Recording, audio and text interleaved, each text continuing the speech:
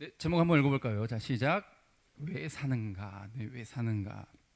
기존에 저희가 그 여호수아 같이 나누다가 그래도 이제 좀 새롭게 개편을 하면서 좀 교리적인 것 그리고 그걸 좀 풀어서 하나씩 하나씩 좀 우리가 새겨야 될 개념 같은 것들 위주로 좀 풀어보려고 합니다. 이번 주부터는요. 그래서 혹시 여호수아와 이제 다음 사사기를 기대하셨던 분들은 다음 기회를 한번 더 보도록 하겠습니다.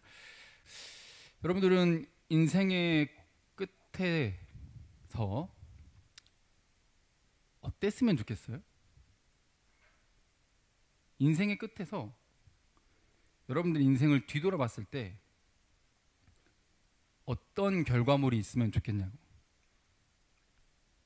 이것들을 많이 생각을 해보잖아요. 근데 생각보다 사람들이 많이 생각을 안 해보는데 그래도 교회를 다니고 믿음이 있다는 사람들은 이걸 그래도 조금은 생각을 해보기 시작을 합니다. 그리고 죽음 앞에서 또 혼자이고 싶지 않아 하고 함께 있기를 원한다는 거죠. 인생의 끝에 뭐가 있었으면 좋겠냐라고 했을 때 죽기 전에 가장 후회되는 것들 막 몇 가지 해가 책도 있고 막 유튜브도 내용도 너무 많고 하는데 공통적인 부분이 혼자 있고 싶지 않다는 거예요. 친구들에게 그래서 연락이라도 해볼 걸. 그때 내가 먼저 사과 한번 해볼 걸. 가족들에게도 그때 같이 더 시간 보낼 걸. 이런 것들을 더 후회를 한다는 거죠. 함께 있고 싶어 한다는 함께 있고. 그래서 가족, 친구가 제일 많이 생각난대요. 내가 어떤 것을 더 열심히 했어야 되고 더 직장에서 혹은 내 재능을 발휘를 해서 돈을 더 많이 벌었어야 되고 더 유명해졌어야 되고 그런 생각은 들지 않는다는 거죠. 모든 사람에게 죽음이란 공평하게 다가오니까. 그래서 함께의 중요성을 더 이야기를 한다는 거. 죽음 앞에서. 그리고 요즘 AI가 많이 발달하면서 우리가 하는 일들 AI가 너무 많이 해주잖아요. 앞으로 더 기계화되고 또 AI화 됐을 때 인간이 하는 것들이 많이 대체가 될 거예요. 심지어 의사도 사라질 직업 중에 굉장히 높은 순위에 있습니다. 왜냐면 사람 손은 막 벌벌 떨고 그날 컨디션에 따라서 천차만별이잖아요. 근데 기계는 입력만 해오면 정확하게 오차 없이 그 부분을 수술을 해낼 수 있다는 거죠. 공무원부터 여러 분야에서 AI가 대체를 할 거예요. 그러면 AI가 대체할 수 없는 게 뭐냐? 많은 분들이 이야기하는 것이 체험이에요. AI는 기계적으로 입력을 해놨기 때문에 뭔가 문자를 쏟아내고 아는 척하는 것이지 정말 우리가 이렇게 함께 했을 때, 함께 음식을 같이 먹었을 때, 함께 운동을 했을 때, 함께 운동 후에 땀을 흘리고 같이 그 시원한 물을 마시고 음료수를 마셨을 때 그 기분과 느낌이 체험이 AI는 절대 모른다는 거예요. 아는 척하는 것일 뿐. 그러면 앞으로 우리 이 미래는 뭐를 더 준비해야 돼요? 인간이 체험할 수 있는 그 영역. 특히 그래서 교회는 사라지지 않을 것으로 전문가들도 의견을 해요. 왜냐하면 이 영적 체험 이건 기계를 아무리 갖다 대놔도 우리를 대신 해 준다고 할지라도 나 대신에 체험해 주는 거 아니거든. 나 대신에 구원받는 거 아니거든. 체험이 가장 중요하다. 근데 이 체험이 어디에서 겪을 수 있냐? 함께 할 때 겪을 수 있다는 거예요. 함께 할 때.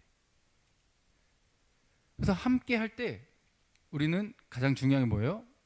이 사람에게 맞는 사랑을 해줘야 되잖아요. 그렇죠? 이 사람에게 맞는 사랑. 한 예시를 봤는데 그 예시 중에 소랑 사자가 사귀기로 했대. 그래가지고 소가 자기 집에 초대해가지고 정말 맛있는 여물을 준비해서 줬대. 사자가 그래서 사랑하는 마음에 꾸역꾸역 참고 그거 씹어 먹었대. 그 다음에 이제 사자가 이제 또 다른 것도 내가 좋아하는 것도 대접해야겠다. 그래서 소를 또 자기 집에 초대해가지고 뭐를 줘요? 맛있는 육식 고기를 선물을 한 거죠. 또 그걸 꾸역꾸역 참고 했대. 결국 그걸로 둘이 싸움으로 번져가지고 각자 왜 내가 좋아하는 거 왜 안 해줘? 라고 하다가 헤어지고 나서 그래 우리 헤어져. 그래 헤어져. 헤어지고 나서 뭐라 그래? 그래도 난 최선 다했다 라고 한다는 거죠. 최선이 중요한 게 아니라 맞는 배려와 사랑을 해야 된다는 거죠. 상황과 때를 잘 읽어야 된다는 거예요. 근데 거기서 중요한 게 뭐예요? 자기 중심적인 것을 내려놓는 거예요. 내가 생각했을 때 이게 좋은 거야 라고 하는데 상대 입장에서는 그렇지 않을 수 있다는 거예요. 내가 생각했을 때 상대가 나한테 이걸 해줬으면 좋겠어. 근데 또 그게 아닐 수 있다 이 말이죠. 아까 식사하면서도 우리 좀 여러 가지 이야기를 했는데, 그렇죠? 이름을 거론할게요. 죄송하지만 상호가 자기중심적인 걸 많이 내려놓은 이런 이야기를 좀 했어요. 네, 방송에 나가고 있지만 양해를 부탁드립니다. 네, 그래서 이제 좀 다르게 표현을 했지만 성장하고 있다, 나이가 들어가고 있다 이런 표현을 또 했거든요. 이게 진짜 중요한 거예요. 이 저 그림에서도 자기중심적인 것을 깨트리고 벗어나야 진짜 상대를 만날 수 있다 이런 내용의 그림이거든요. 아까 또 가장 충격요법 중에 하나가 그거였다고 했잖아요. 넌 결혼을 할 수 없을 것 같다. 거기서 자기의 생각과 틀을 깨트릴 수 있는 그런 계기가 된 거잖아요. 이게 굉장히 중요한, 그래서 예수님께서도 말씀하시잖아요. 자기중심적인 것을 내려놓는 것이 뭐예요? 자기를 부인하는 거예요. 누구든지 나를 따르려거든 자기를 부인하고. 근데 많은 사람들이 나 십자가 졌다, 나 예수님 믿는다, 하나님 사랑한다, 나 헌신한다 말만. 근데 혼자 착각은 오져가지고, 오진다는 표현 그냥 쓸게요. 오져가지고 자기 부인은 안 해. 자기가 원하는 것만 생각을 해. 근데 예수님께서는 모본이 되어 주셨어요. 직접 하늘 영광을 내려놓으시고 그 틀을 깨트리시고 이 땅에 직접 내려오신 거 아니겠습니까? 할렐루야. 이 본을 보여주신 거예요, 예수님께서. 네. 그래서 그 틀을 깨시고 이 땅에 오셔서 우리를 어떻게 하셨어요? 내 모습 이대로를 사랑해 주셨습니다. 아멘. 그래요. 주님은 우리 모습 이대로를 사랑해 줬어요. 그럼 우리는 뭐라 말해야 돼? 이때 밸런스를 잘 지켜야 돼. 그래, 나 이렇게 부족하다, 내 모습 이대로 사랑해 주는데 너는 왜 나한테 뭐라 하냐? 이건 틀려먹은 생각이라는 거예요. 주님께서 뭐라고 해요? 예수님의 레벨까지 자라가야 된다고 이야기를 하셔요. 내가 너의 모습 그대로를 사랑하고 받아들였지만 너는 성장해야 돼. 거듭나고 태어났으면 성장해야 돼. 성장 안 한다? 이건 장애가 있던지 많이 아픈 거예요. 성장이 느리다? 많이 아픈 거예요. 반드시 정상적인 성장이 있어야 돼. 예수 그리스도를 만나고 거듭난 사람이라면. 저도 지금 둘째를 키우면서 지금 어제 드디어, 그러니까 오늘이죠. 이제 저녁에 수유를 하고 아침에 수유를 했어요. 물론 이제 중간에 좀 조짐이 안 좋았는데 쪽쪽이를 딱 물리니까 다시 자더라고. 제 아내가 했어요. 근데 그래서 언제 먹였는지 보니까 놀라운 거. 와, 진짜 100일이 다 돼 가니까 이제 좀 이런 성장이 있나 보다. 그러잖아요. 100일이 넘었는데도 막 3살, 4살 이제 초등학교 들어간데도 쪽쪽이 물고 있으면 어떻게 돼? 이거는 아픈 거야, 아픈 거. 그거 자랑할 것이 아니라 이 말이에요. 내 모습 이대로 사랑하시지만 성장해 가야 돼요. 그래서 우리가 믿는다고 하고 모였지만 성장이 없는 경우를 너무 많이 봤다는 거죠. 그렇죠? 그래서 여기에 모인 우리, 그리고 앞으로의 우리의 삶이 성장하는 삶이었으면 좋겠다는 거죠. 그래서 기초부터 다시 보려고 해요. 네. 그래서 자, 한번 저기 그림에 있는 에베소서 말씀을 한번 읽어볼까요? 자, 시작. 우리가 다 하나님의 아들을 믿는 것과 아는 일에 하나가 되어 온전한 사람을 이루어 그리스도의 장성한 분량이 충만한 데까지 이르리니. 아멘. 예수님의 그 레벨까지 자라가도록 계속 나아가는 저와 여러분들 되기를 주님의 이름으로 축복드립니다. 그래서 오늘은 왜 사는가, 이게 제목이었잖아요. 그래서 왜 사는가의 답이 벌써 보여요. 삶의 목적이 오늘 본문에 나와 있어요. 고린도전서 10장 31절도 읽어보겠습니다. 시작. 그런즉 너희가 먹든지 마시든지 무엇을 하든지 다 하나님의 영광을 위하여 하라. 아멘. 하나님의 영광을 위해 하라는 거죠. 저는 처음에 이 말이 되게 어려웠어요. 도대체 뭐가 하나님의 영광을 위한 거냐?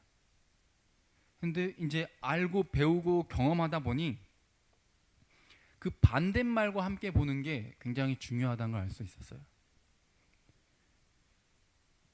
하나님 중심의 반대말이 뭐예요? 자기 중심이에요. 그래서 내 성품,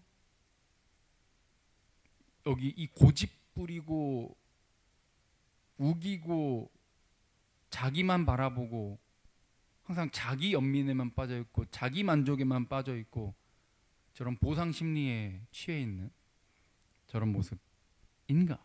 아니면 난 정말 회개한 사람답게 진짜 예수 그리스도를 알고 믿었다고 하는 사람답게 하나님 중심으로 말씀을 중심으로 하나님과 이웃을 사랑하면서 아까 말했듯이 정말 상대방의 입장에서 고려하면서 또 이 공동체의 입장에서 고려하면서 가는가라는 걸 점검을 해야 된다는 거죠. 차근차근 한번 보겠습니다. 먼저 자기중심의 특징이 한번 점검을 해보는 거예요. 비교하는 사람이 자기중심적이라는 사람의 특징이에요.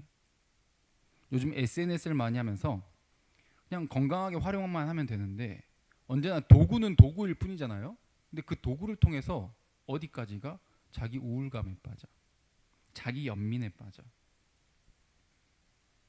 그래서 항상 흔들려. 나는 왜 저 사람처럼 되지 못할까? 저 사람들은 저렇게 행복한 것 같고 잘 사는 것 같고 한데 나는 왜 이 모양일까? 나는 왜 이렇게 우울할까? 그래서 자기 정체성이 항상 흔들려가지고 항상 자기를 바라보는 그 시각이 이랬다 저랬다 그래. 항상 흔들려. 그리고 습관적으로 어디에 빠집니까? 자기 자신을 바라볼 때나 상대방들을 바라볼 때 모순에 빠져, 모순에. 그래서 이 뉴스에서도 나오잖아요. 요즘 여러 가지가 발달하면서 비교하는 사람들이 너무 큰 스트레스를 받고 우울증 환자가 100만 명이 넘어섰다는 그런 뉴스가 나오기도 했습니다. 이런 사람들은 의외로 또 인정받는 걸 굉장히 중요해요. 인정받는 거. 그래서 내가 올린 그 피드에 뭔가 이 반응이 없으면 나는 인기가 없는 사람이고 사람들이 나에 대해서 별로 관심이 없는 것 같고 그리고 뭔가 나는 낙오자가 된 것 같고 이런 데 빠진다는 거죠. 그러니까 극단적인 이게 함께 가는 동전의 양면처럼 교만한 것과 자기 비하는 동전의 양면이에요. 좀 잘 되면 교만하고 조금 안 되면 자기 비하에 빠지는 거죠. 그게 교만과 연관돼서 인정받고자 하는 저런 욕구가 저런 식으로 나타난다는 거죠. 오히려 우울감에 빠지게 된다는 거예요. 그래서 인정받고 싶은 사람의 특징이 봐요. 겉으로는 싫은 소리를 못해요. 거절을 잘 못해. 본인은 배려를 해서 그런데 거짓말이에요. 심리학자들부터 신학자들까지 전혀 그렇게 이야기를 안 해요. 여기서 중요한 게 있습니다. 언제나 그들은 인정을 안 한다는 거예요. 항상 너 왜 이렇게 우유부단하니? 너 왜 그렇게 했니? 배려했다라고 말하지만 사실 뒤에서는 뭐예요? 미움받을까 봐. 날 떠나갈까 봐 사람들이. 날 싫어할까 봐. 그래서 꾹꾹 참으면서 싫은 것도 그냥 배려하는 척 가면 쓰고 포장해가지고 그래서 저 사람은 그래도 착해 배려가 있는 사람이야 라는 말을 듣고 싶어가지고 사는 거예요. 지금 말하고 있는 게 이게 자기중심적인 삶, 곧 회개 없는 하나님 중심과 반대되는 삶의 특징을 이야기하고 있는 겁니다. 그래서 불안해, 항상 불안해. 자기를 볼 때도 나는 이런 사람인가? 난 저런 사람인가? 이 공동체는 어떤 공동체인가? 나는 어떤 태도를 취해야 되는가? 기준이 없어, 기준이. 도대체 어쩌라는 거야? 라는 말이 스스로도 들 만큼 왜 나한테만 그러는 거야? 다들 왜 나한테만 그래? 이런 생각이 주로 드는 사람이 뭐예요? 자기중심적인 삶이에요. 자기중심적인 삶. 반대로 하나님 중심적인 삶은 뭡니까? 저기 글로 나와 있죠. 어차피 인생이 내 뜻대로 안 된다는 걸 인정하고 고백하는 사람이 하나님 앞에 내려놓는 거예요. 너무 당연한 사실인데 머리로 아는 것과 다른 겁니다.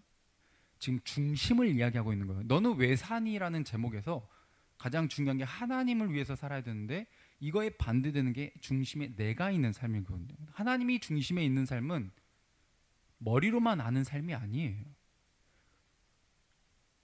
자기 중심은 불안하고 항상 흔들린다면 하나님 중심의 삶은 변하지 않아요. 그 기준이 확실해. 하나님의 말씀이 기준으로 있거든요. 내가 왜 태어났는지, 나는 왜 살아가야 되는지 그 목적이 분명해. 그 정체성이라고 하는 게 흔들리지 않는다고요. 그리고 인생을 살아갈 때 평안과 안정과 기쁨을 누리게 된다는 겁니다. 변하지 않는 기준. 그래서 자신이 왜 사는지 이런 존재의 의미를 찾아버렸기 때문에 이웃에 대한 배려와 사랑이 비교해서가 아니라 정말 내 상황이 이러니까 하고 상황이 안 되니까 안 하고 이게 아니라 상황을 넘어서서 내가 뭔가 좀 성공했어. 남들에게 내보일 게 있어. 그러면 자신감 차고 내가 내보일 게 없어. 직장도 뭐 학벌도 뭐 외모도 뭐가 내세울 게 없는 것 같아. 그러면은 쫄아들고 이런 삶이 아니라 정체성이 내 존재감이 너무 확실하기 때문에 하나님 앞에서 내 모습 이대로 받아주신 하나님의 그 사랑 때문에 흔들리지 않게 된다는 거예요. 우울하지 않아요. 비교하지 않아요. 비교할 필요가 뭐가 있어? 우울할 필요가 뭐가 있어? 흔들리지 않는 기준이 나에게 있는데. 근데 이게 계속 흔들린다? 믿음을 점검해야 돼. 나는 구원을 받았는가부터 점검을 해야 된다는 거죠. 왜 사는지 목적을 찾아야 돼. 다시. 아까는 점검을 하는데 지금도 점검을 하는데 이 나 중심과 하나님 중심에 뭐의 차이가 있어요? 목적의 차이가 있어요. 목적의 차이. 먼저 나 중심의 삶은 자기 중심의 삶은 목적이 뭐냐? 자기 만족이에요. 주변에서 뭐라 하든 들어먹질 않아. 내가 좋은데? 혹은 내가 싫은데? 이게 기준이야 언제나. 그러니까 흔들려. 그냥 본인도 상태가 이랬다 저랬다 그러고 상황도 달라지고 생각도 달라지고 기분도 달라지고 하는데 항상 매일 변하는 자기 자신에게 초점이 맞춰져 있기 때문에 항상 흔들리고 변하는 삶을 살 수밖에 없는 거죠. 그리고 이런 사람도 어때요? 분명히 같이 있는데 외로움을 느껴. 왕따 당해서 외로움을 당한다는 게 아니라 선택적으로 혼자 있기를 그냥 선택을 해버려. 어딜 놀러 가도 이 모임을 통해서 내 만족이 되냐 안 되냐가 더 중심이야. 내가 좋은 걸 선택해. 같이 함께하는 시간을 선택하는 게 아니라 같이 갔는데도 내가 원하는 걸 선택을 해버린다고. 따로 있기를 선택을 해. 같이 있는데. 왜? 자기 중심이니까. 내가 이게 좋다니까? 내가 이걸 하고 싶다니까? 이게 중심이니까. 이건 하나님 중심이 아닌 사람의 특징이에요. 죽음 앞에서 인생의 끝에서 함께보다 더 중요한 건 없는데 자기 만족의 실현이 언제나 최우선이기 때문에 하나님이 없는 삶이다. 이렇게 말씀드릴 수 있겠습니다. 놀랍게도 이런 삶의 그 결과물이 어떻게 나타나냐? 번아웃이 와요. 번아웃. 내 만족을 위한 성과를 챙겼고 내 만족을 위한 쾌락을 쫓아갔지. 내 만족을 위해서 인정받고 싶어 했어. 나는 그러니까 남을 배려할 때도 인정받으려고 배려한 거지 진짜 찐으로 저 사람 배려한 게 아니야. 나는 내가 미움받기 싫어서 사람들이 나를 떠나가는 게 싫어서 배려한 거지 정말 저 사람을 위한 동기가 아니에요. 언제나 자기 만족, 자기 중심이거든. 번아웃 증후군 자가 진단 방법 저기죠. 저게 이제 어떤 자료를 가지고 왔습니다. 저 중에 3가지만 해당이 돼도 의심을 해봐야 된대요. 그렇죠. 항상 정신적으로 지쳐 있고 그냥 뭘 해야 된다라는 생각만 하면 피곤하다. 이제 저게 직장을 또 말을 하는데 저희는 이 공동체, 교회 혹은 가정까지도 포함을 시킬게요. 여기서 만성적인 지쳐임과 피곤함, 뭔가 내가 해야 된다는 것에 대한 심적 부담, 그리고 관심도 떨어져. 그래서 해봤자 뭐 하면서 뭔가 냉소적이기도 하고. 그래서 내 스트레스 풀기 위해 뭐 여러분들은 여기서 뭐 약이나 술을 즐기는 분은 없을 테니까 보통 또 음식으로 푸는 사람들. 예. 그리고 짜증과 불안이 많아져.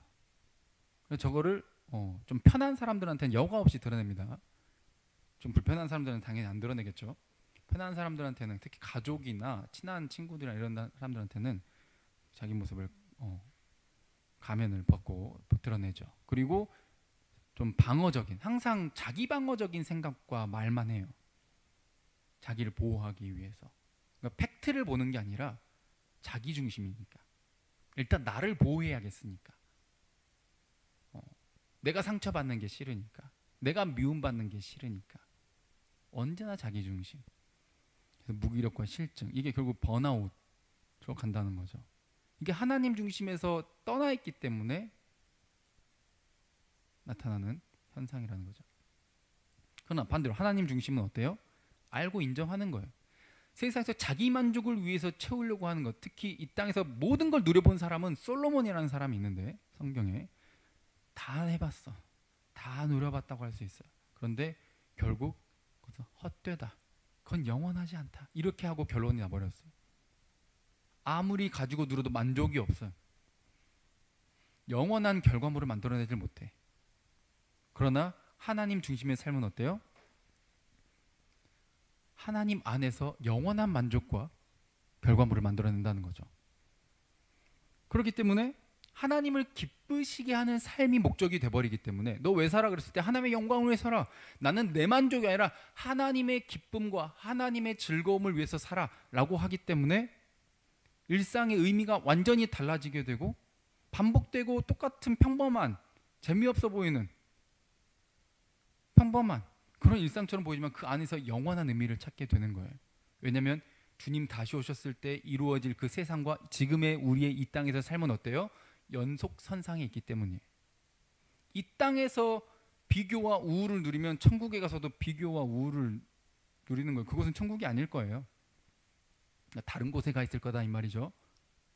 그러나 이 땅에서 상황을 초월해서 내가 겪고 있는 여러 가지 환경을 초월해서 비교와 우울을 경험하지 않고 번아웃을 뛰어넘고 사도 바울처럼 그렇게 많이 일을 했는데, 그렇게 많이 매질을 당했는데, 그렇게 많이 어려움을 겪었는데도 번아웃이 오지 않고 주님 오실 때까지 나 이거 표대를 향해 달려간다라고 하는 영원한 의미.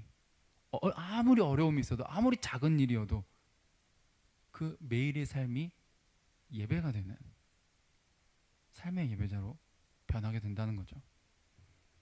그럼 우리는 목적이 어떤가를 점검해야 되는 거예요. 그리고 그 목적이 지금 나는 그럼 내 중심으로 살고 있었네 라고 한다면 하나님 중심으로 빠르게 돌이키고 해결을 해야 된다는 겁니다.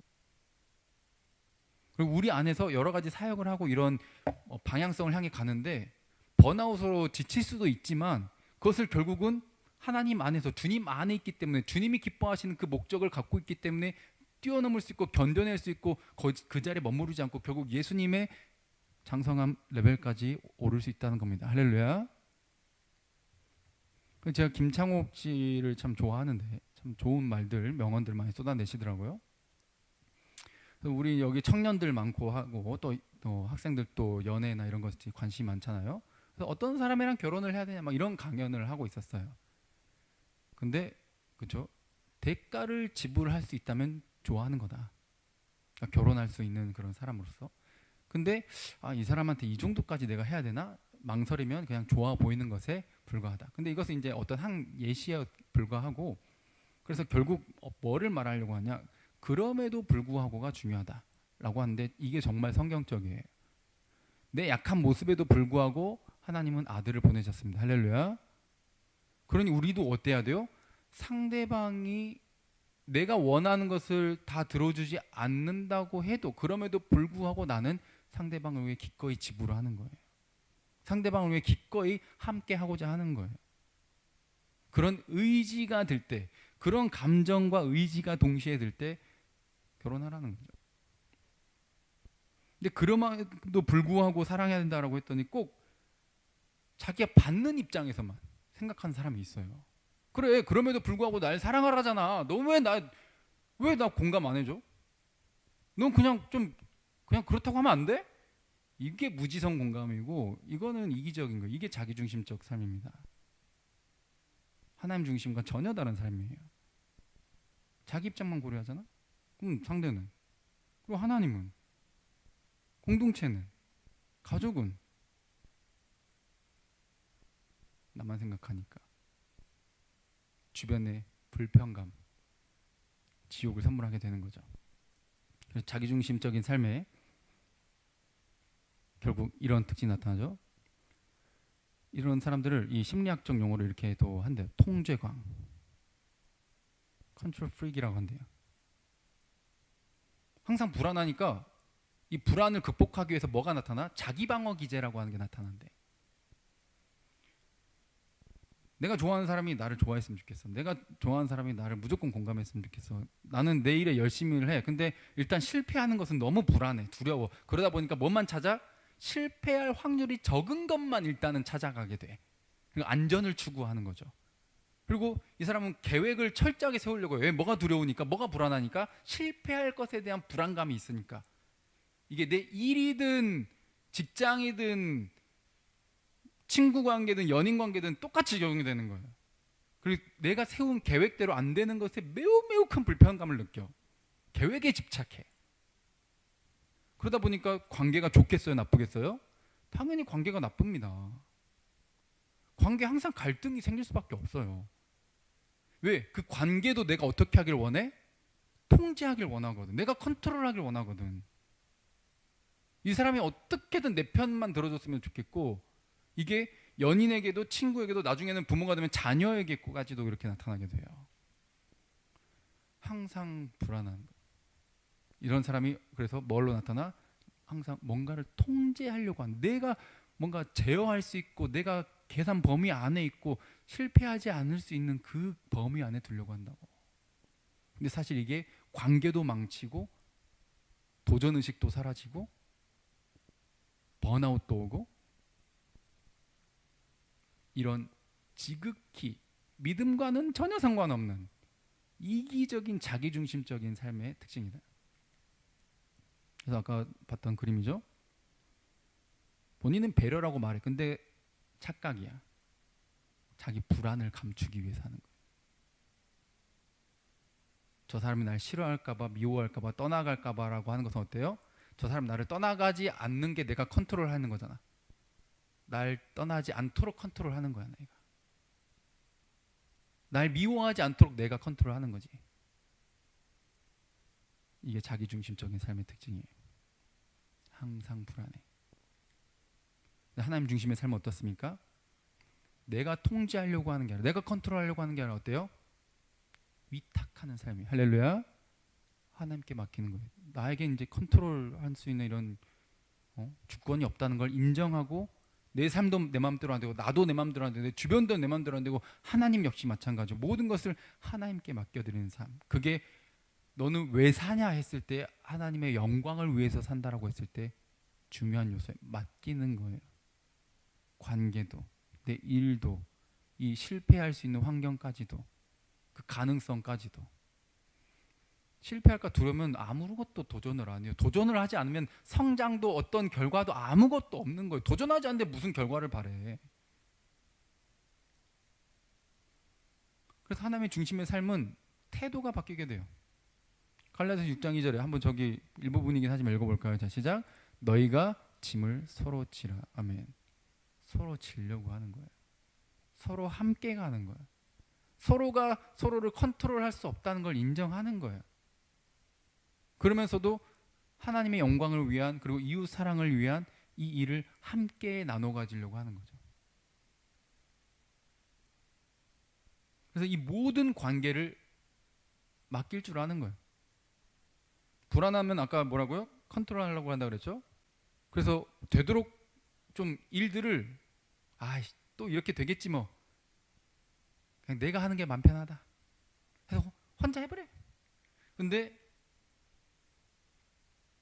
결과 중심적이고 이것 일을 잘 해내가지고 내가 그래도 인정받으려는 그것을 내려놓기 때문에 함께하는 것에 초점을 두기 때문에 어떻게 돼요?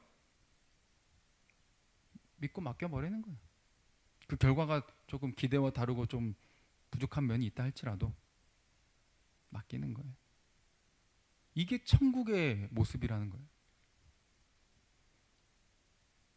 그래서 저 그림에 있는 글씨 한번 읽어볼까요? 자, 시작. 최선을 다하되 결과는 하나님께 맡겨요. 왜? 비교도 우울도 불안도 없어. 결과는 하나님께 맡기는 거예요. 도전하는 거예요. 맡겨버리는 거예요. 맡겨버리니까 얼마나 편해. 내가 지고 있을 땐 너무 무거운데 이 짐이 수고하고 무거운 짐진자들을 다 내게로 오라고 하셔가지고 가서 맡겨드렸더니 가벼워지고 이 멍에를 함께 지겠다는 예수님과 함께 가니까 너무 편한 거예요. 너무 홀가분한 거예요. 와, 내 미래도 나 이거 시험 떨어지면 어떡하지? 저 사람 나 미워하면 어떡하지? 이런 항상 불안감에서 이제 벗어나는 거예요. 근데 밸런스 잘 지켜야 돼요. 말씀 안에서 이웃 사랑과 배려와 이게 함께 가는 게 뭐예요? 온전한 맡김인 거고 그게 삶의 예배이고 철저한 의존이자 동시에 뭐예요? 경배의 삶이 되는 겁니다. 내 불안도, 내 미래도, 내 생각도, 내 감정도, 내 모든 계획도, 내 모든 관계도 하나님께 맡기는 거예요. 맡길 수 있을 때 이것을 믿음이라 하고 예배라고 하는 거예요. 다시 마태복음 한번 읽어볼까요? 자, 시작. 예수께서 제자들에게 이르시되 누구든지 나를 따라오려거든 자기를 부인하고 자기 십자가를 지고 나를 따를 것이니라. 아멘. 이게 밸런스입니다. 나도 한계가 있어. 저 사람도 한계가 있어. 그래서 내가 다 컨트롤할 수 없어. 그래서 하나님께 맡길 거야. 그동안은 내가 컨트롤하려고 했군요. 하나님. 내 미래도 내 모든 주변의 관계도 내가 원하는 대로 자기 만족을 위한 내가 원하는 대로 끌어가기 위해서 가면을 썼고 상대방들을 불편하게 했고 나를 자기 합리화했고 나는 하나님 믿는 삶이 아니었군요. 이제 회개합니다. 진짜 돌이킵니다. 난 하나님 중심으로 살도록 날 붙잡아 주세요. 이게 진정한 회개라는 거예요. 갈라디아서 5장 24절 읽어봅니다. 자, 시작. 그리스도 예수의 사람들은 육체와 함께 그 정욕과 탐심을 십자가에 못 박았느니라. 아멘. 자기 마음대로 사는 삶이 아닙니다. 그게 자유함이고 홀가분이 아니에요. 제발 극단적으로 가지 마세요. 자기 부인, 정욕과 탐심을 십자가에 못 박아가는 삶, 그것을 성화로 이루어가는 삶, 이게 하나님 중심의 삶이에요. 너는 왜 사니 했을 때 우리는 하나님의 영광과 그를 영원토록 즐거워하는 것을 위해 살아가는 존재입니다. 할렐루야. 한번 저기 시편 읽어볼까요? 자, 시작. 주께서 생명의 길을 내게 보이시리니 주의 앞에는 충만한 기쁨이 있고 주의 오른쪽에는 영원한 즐거움이 있나이다. 아멘. 주와 함께하는 것. 나 중심을 자기 중심을 내려놓고 하나님 중심으로 살아가며 이웃을 위해 하나님을 위해 살아가는 그 예배의 삶이 반복된 일상이지만 영원한 의미를 알게 되고 존재의 목적을 찾게 되고 정체성을 회복하게 되고 그 안에서 영원한 즐거움. 야, 너는 똑같은데 매일 그렇게 뭐 똑같은 거 먹고 똑같은 패턴으로 살면서 매일 주일 그냥 뭐 놀러도 못 가고 교회 가는데 뭐가 그렇게 재밌냐? 우리는 뭐라 그래요? 그게 재밌다는 거예요. 즐겁다는 거예요. 뭐 해외 놀러 가고 주말에 주일에 어디 예배 안 가고 다른 데에서 보내는 시간보다 우리 영원을 준비하는 삶으로서 영원한 즐거움을 누린다는 거예요. 비교하지 않아. 와, 걔네들 재밌겠다 하고 우울감에 빠지는 게 아니라 와, 난 여기서 뭐 하냐. 나 예배만 아니었어도 나도 저기 갔었을 텐데. 이 생각하는 거는 뭐예요? 이미 하나님을 모르고 안 믿는 삶의 생각인 거고, 진짜 하나님을 만났어. 예수 그리스도를 알았어. 그 보혈의 공로와 은혜를 경험을 했어. 그러면은 그런 생각이 안 들어요. 진짜 사랑을 알고 만나버렸기 때문에, 진짜 즐거움을 알아버렸기 때문에, 그 소소한 일상의 행복과 즐거움을 알아버렸기 때문에 절대로 가진 것으로, 환경으로 비교하거나 지옥을 경험하지 않고 즐거움을 누리게 된다는 거죠. 그래서 오늘 이 내용들 기억하시면서 주와 함께 하시고 그리고 이웃을 사랑하고 배려하는 삶으로 영원한 즐거움을 누리는 자기 중심에서 벗어나 진정한 회개로 하나님 중심의 삶을 살아가는 우리 모두가 되길 주님의 이름으로 축복드립니다. 찬양하고 기도하겠습니다.